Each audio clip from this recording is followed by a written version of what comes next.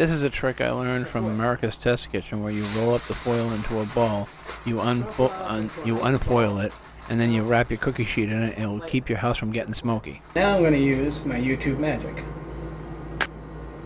Boom! YouTube magic. Isn't that a wonderful thing? Yeah, don't we wish it actually happened like that? Take some of this screen.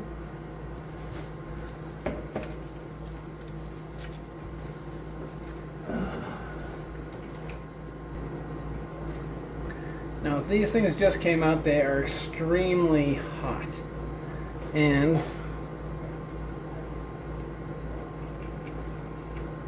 perfect BLT bacon.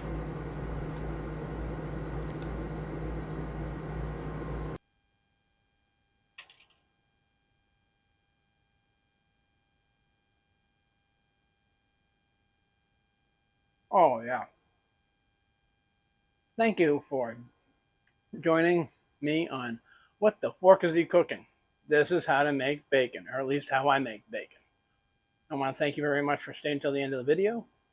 Please have an enjoyable day, and see you in the next recipe.